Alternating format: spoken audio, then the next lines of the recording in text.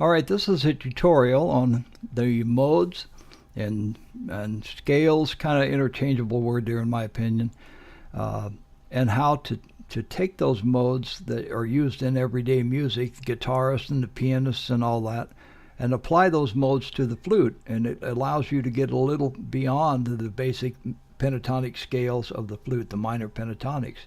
It allows you to go into all kinds of exotic modes and exotic scales and just branch off into different styles of music. And some people might say, well, the Native American flute should be for this genre, and that's okay too.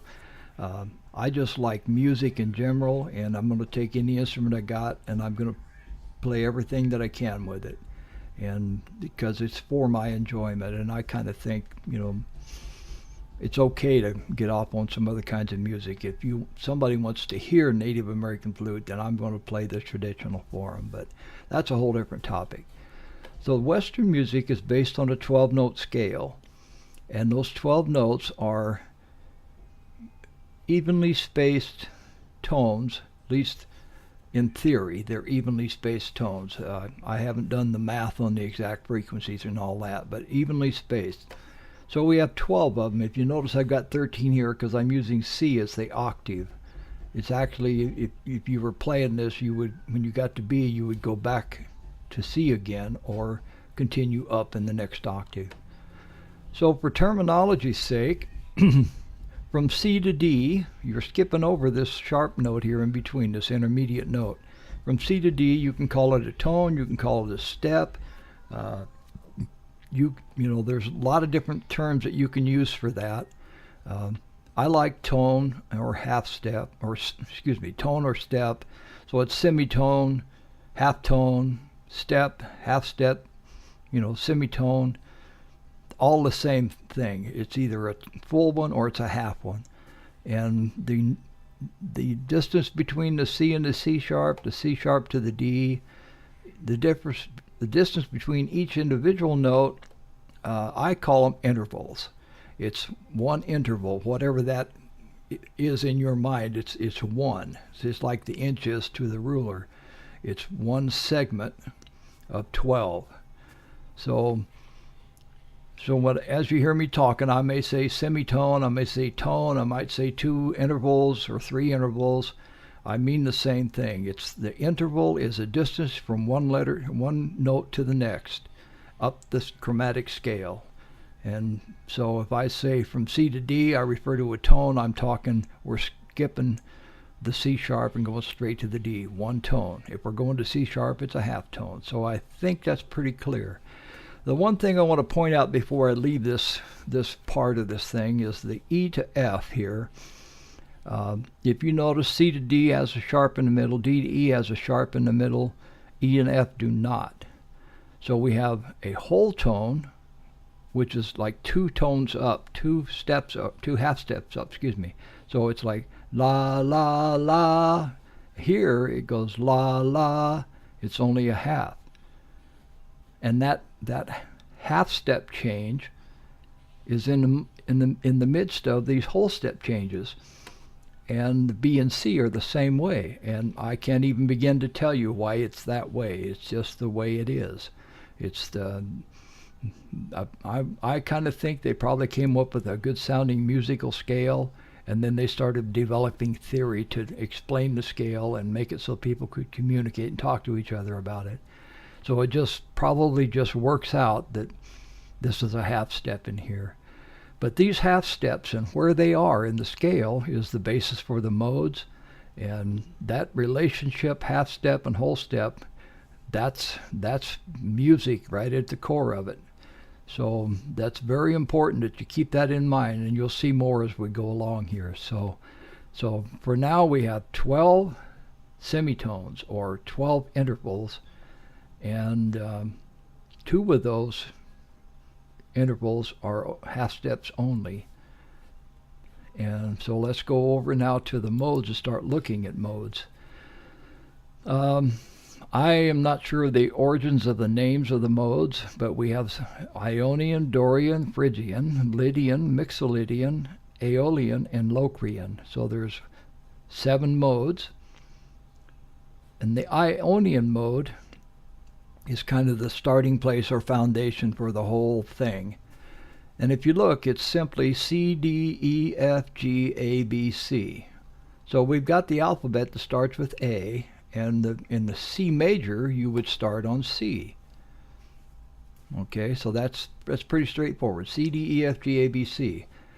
But look, I put the half step parts of this scale in red. So it's whole step, half step, whole step, whole step, whole step, half step. So we have 2 whole steps followed by a half step, then 3 whole steps followed by a half step. Now if we go down to, well, the next one, the Dorian. Instead of going whole step, then half step, it's going whole step, half step. So this half step interval has moved in the pattern. It hasn't moved anywhere else, just in the pattern. G, A, B, C, here it is here. You can see it's offset. And then we go down to the next one, it's the same thing. Every one of them is using the exact same musical notes. E, F, G, A, B, C, D, E. That's it. Without using flats and sharps, that's all there is. F, G, A, B, C, D, E, F. So all that's happening is, for the Dorian, you start on the second note of the C major scale and extend it out to D on the other end. If you're in the Phrygian mode, you're going to start on the third note of the C major scale, play it through the same exact notes in the same order, and you're going to stop when you get to E again, extending on up. Phrygian, Lydian, I mean, I could explain every one of them. It's all exactly the same. But what's noteworthy is that half step interval in that scale changes in relationship to where it is in the scale with each of those modes. And that difference in where it is what causes you to have a minor sound, a major sound, a diminished sound. That's where all of that comes from, is that half step changing positions in the scale. I can literally play one C major scale, and depending on where I start and stop, it's one of these modes, and it's still C major scale. So I only have to learn one scale. I just need to know where to start the scale. So that's all interesting if you're a guitar player or a piano player, but what has this got to do with Native American flute? How am I going to get a Dorian scale onto my flute so that I can play a Dorian scale? How am I going to do that? Maybe my flute is in F sharp. Well, there's nothing in F sharp here, so what am I going to do with that? Well, I've come up with a way, and it's probably not new, so I'm not taking any ownership for this. This is what I've realized, and this is how I explained it. So what I want to do here is look at the interval pattern, and I'm going to work with the Aeolian scale. Okay, we just picked that one out of the list. I could do this with any one of them, and I've done this in advance to save time. If you look at the Aeolian scale, the interval, you start on the root, you go a whole step to B, so it's a W, then you go a half step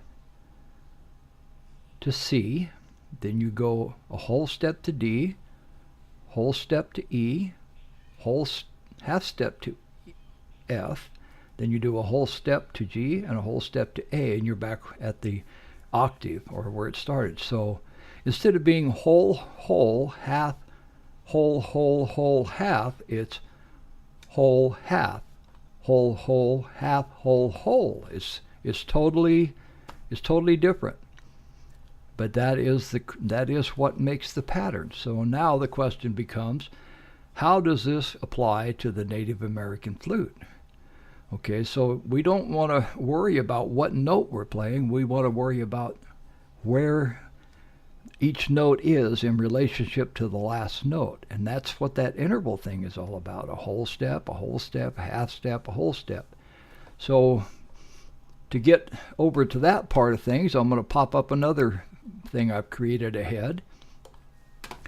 And you can see here we've got, this is a chromatic scale played on the Native American flute. And I'm going to pause for just a little bit here and play this chromatic scale for you. and I'm not going to worry about what key it's in. So let's take a listen.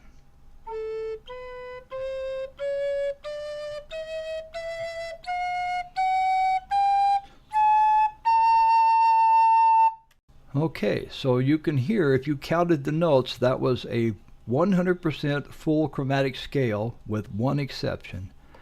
The exception is right here.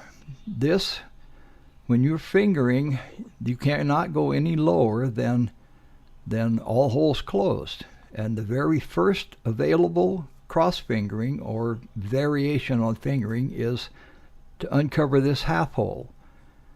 That is a whole step there. There's a missing note right in here, and it's just because of the way the Native American flute is built. It's just missing that note. If you have a flute that does not have the direction holes or tuning holes, those 4 holes down near the bottom of the flute, if it does not have those, you can take your flute and put the end of it down near your leg and kind of start covering up the bottom of the flute, and you can cause it to go down a good half tone. So doing that little trick, you could put this missing note in here. If this were an A minor flute, this would be an A. You could put an A sharp here, and this would be a B. And then the rest of these are half steps. So it would be A sharp, B, C, C sharp, D, or I got screwed up there. A sharp, B, C, C sharp, D, D sharp, E, F, F sharp, G, G sharp, back to A.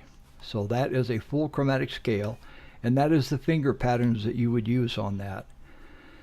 And this pattern is one that I play. If you notice, the 4th hole is always covered, so it doesn't break that rule that you learn when you first start playing flutes, is to not uncover that 4th hole. In a written example I did of this same topic, I had drawn a chromatic scale off a guy's video on YouTube. He had a different way of fingering this, and they both are correct. Neither one is right or wrong. So in that instructional, I used his finger pattern, but my finger pattern is just as valid. It is the same exact notes. And if you think about it, this 4th hole never being opened, that's what a 5-hole flute is. So this is proof that you can play a chromatic scale on the Native American flute, the 5-hole style. You can play it just as easily as you can on a 6-hole flute. So there's no extra note in there anywhere. If there's an extra note on a 6-hole flute, it's when you open up all of the holes, because it does have one extra hole open that would not be open on a 5-hole flute. And that's probably somewhere around a half step up. But I think with some experimentation, I could probably get that same note on the 5-hole flute as well. And that's a whole different topic. So the question becomes now, how are we going to get this thing to where we can play that Aeolian scale? So the answer is in the whole steps and half steps. So I'm going to try and open up enough windows here that I can do all of this. And I think if we just make a new document here, I've got another window open here, so bear with me. There's a new document. Let's size this down a little bit.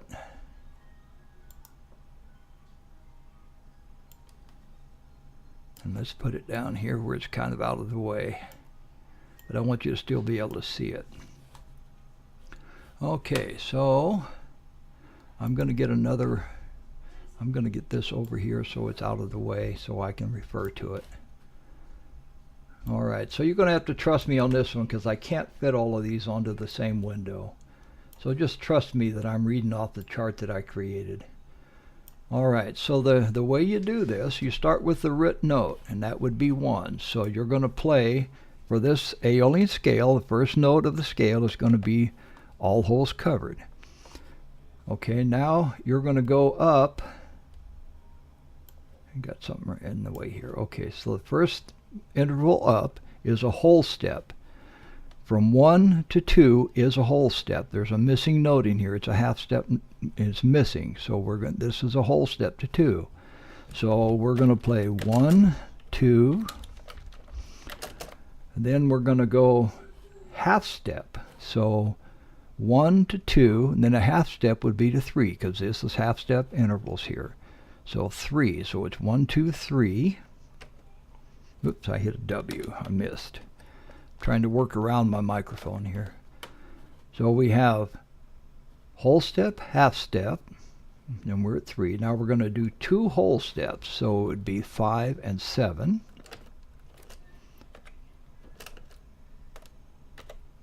And then a half step, which would be 8. Then a whole step, which would be 10. And then one more whole step would be 12. Okay, so I managed to get my eyes uncrossed there and figure it out. So to play the Aeolian scale on the Native American flute, doesn't matter what flute it is, what key it is, the scale itself, you play 1, 2, 3, then you play 5, 7, 8, 10, and 12.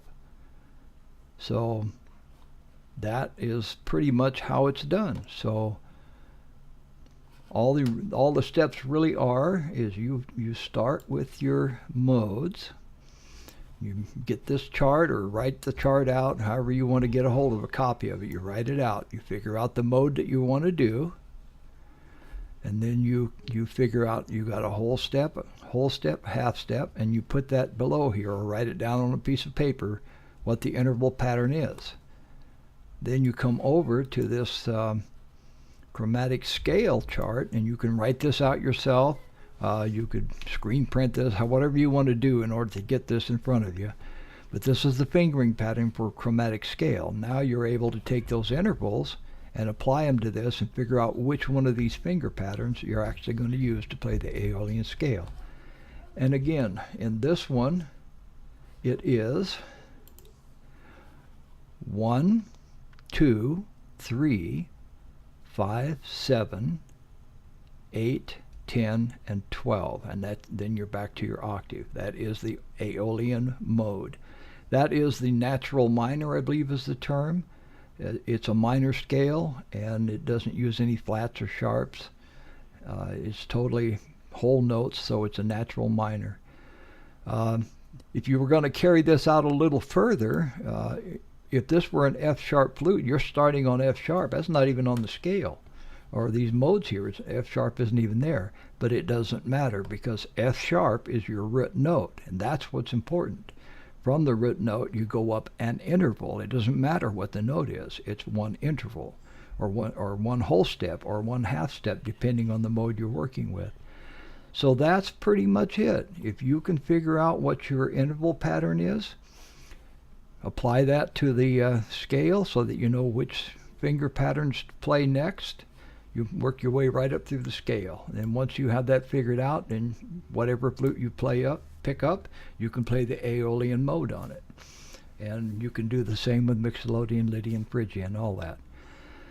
So I hope all that made sense. I'll be happy to entertain any questions. You know, I've tested this out, and it works, and it's right. And it's because you can play chromatically through the entire scale with the exception of one note, and you can even get that with a trick. It's because you can do that you can actually work out these modes on any flute, because those half steps are in there. You can do half step, whole step, half step, instead of C sharp to D to E flat. On that flute, on this one, it's B to C to X minus. You know, it just gets overwhelming trying to remember which note you were on and which note it's supposed to be when you change keys. This reduces it to a pattern. And so you're going to play 1, 2, 3, 5, 7, 8, 10, 12 on up your finger pattern scale based on this chart. It may vary on the flute that you have, the way you play your chromatic scale, depending on how the maker made the flute. Sometimes one of those notes might be just a little bit different, but essentially you can do it. I own, at minimum a handful of flutes. You trust me on that. I'm a I guess seasoned flute player, and I guarantee you I've got a lot of flutes. I got more than I need, but not as many as I want. and every one of them I can play a full chromatic scale on it. So there's no exceptions unless the flute is just poorly made. If it's poorly made, it may be missing a few things that won't come out right. I can't speak to that, but if it's made by a guy that knows what he's doing, you'll have a full chromatic scale. So enough said on all that. I hope this works for you. I hope it expands your horizons, and I appreciate you taking time to listen to what I have to say, and I hope it brings you some more enjoyment on your flute journey. Thanks.